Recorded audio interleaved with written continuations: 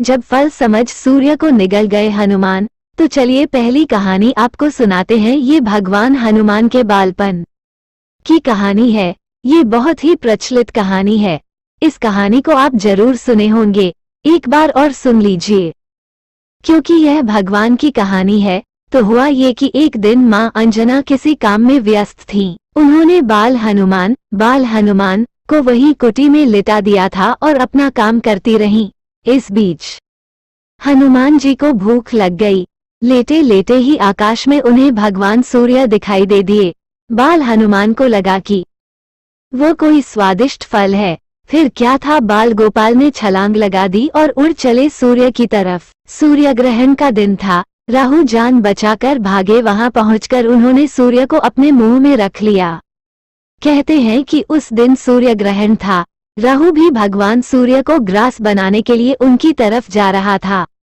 हनुमान जी ने समझा कि यह कोई काला फल है, तो वो उसकी तरफ भी छलांग लगाए। लेकिन राहु किसी भी तरह खुद को बचाकर भगवान इंद्र की शरण में पहुंचा। राहु ने जब ये जानकारी दी कि एक बंदर भगवान सूर्य को निगल गया है, तो इंद्र को आश्चर्य हुआ। वो अपने हाथी पर सवार होकर वहां पहुंचे।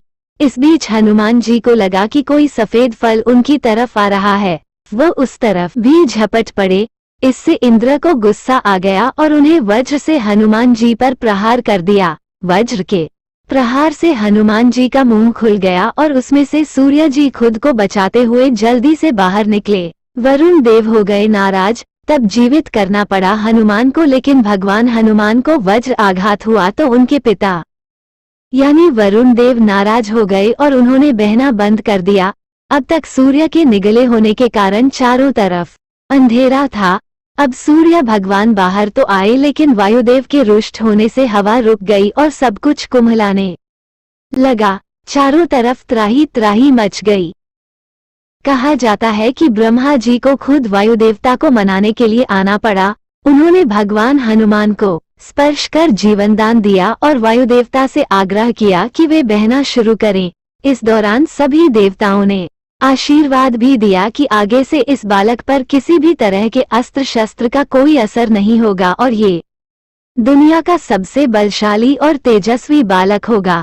देवता लोगों के इस आशीर्वाद के बाद खुश होकर वरुण देव बहना शुरू किए और अपने बेटे को मां अंजना के साथ लेकर घर पहुंचे।